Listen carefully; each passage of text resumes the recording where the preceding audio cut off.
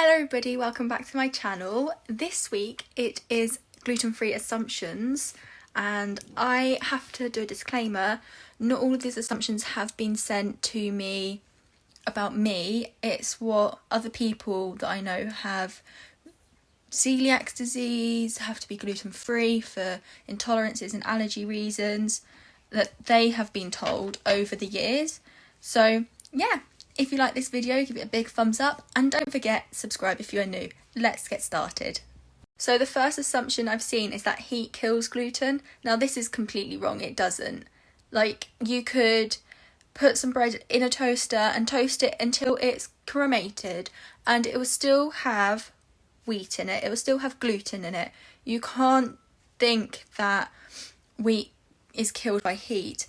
And I've seen by one of the ladies that I've been speaking to about it that a chef actually told her that if he cooks the food in the same fryer as gluten food, it'll be okay because heat kills it.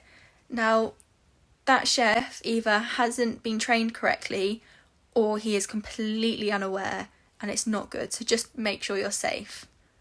Second assumption is that you don't get enough nutrients. Now, personally, as I've mentioned in previous videos, I struggle to absorb nutrients anyway in my body, but going through things to sort that out. But in general, it doesn't really matter being gluten-free or not in the aspect of nutrients, because we can still eat fruits and vegetables and things with high vitamins and stuff, so we can still get the nutrients from the food. It's just a case of making sure you're eating the correct food. So don't eat like literally everything processed. Make sure you've got your fruit and veg, and yeah, you'll collect and you'll still get the nutrients you need in your diet. So another assumption is it's okay, a little bit won't hurt you. Actually, it's a case of a little bit can hurt some people. So for me, if I have a little bit, yeah, I will get bloated, but it won't be as bad as someone who has celiac disease, because I'm just wheat intolerant, so it's not something that can be really, really harmful to me. But someone with celiac disease, even the littlest bit, could cause a whole reaction and cause them to be so ill.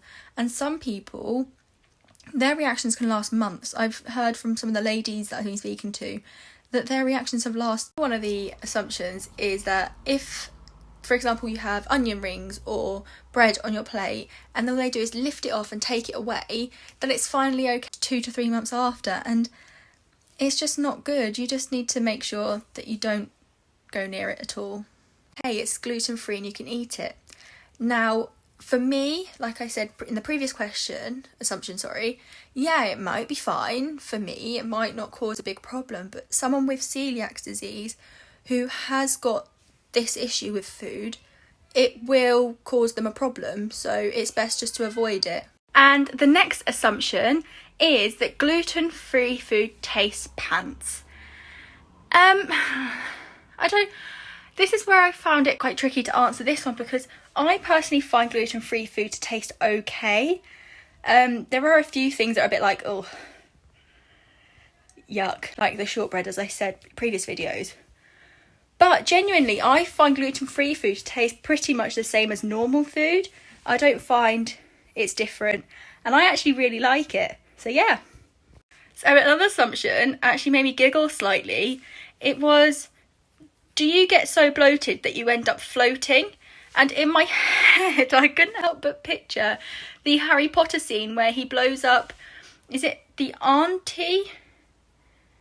And she just ends up getting bigger and bigger and bigger and bigger and flying out the door into the sky.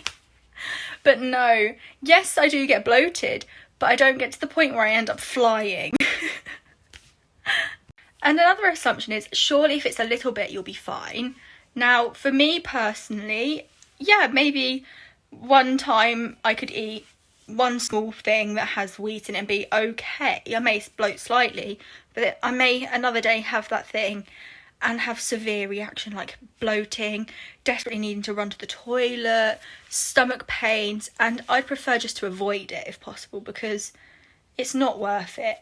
And for those who have things like celiac disease, there is no way you can just have a little bit and be fine. It's very dangerous and it's actually really painful. Like, I wouldn't wish it upon anybody at all. And our final assumption for this video is it's okay, you'll grow out of it.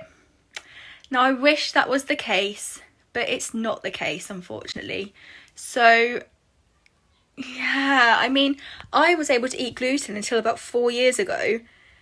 I mean, about 5 years ago I started experiencing the pains and stuff, but I don't think I'm just going to grow out of it. I feel like it's something that's stuck. Like, you can't all of a sudden have your entire... So that's the end of the assumptions for today. I have got more assumptions for next week's video. So yeah, make sure you're subscribed so you can see that. And don't let your body change and one day wake up and all of a sudden be able to eat shredded wheat. Like, it doesn't happen. And if it does, it's a miracle. Get to like the video if you've enjoyed it. And I'll see you again next time. Bye! So yeah.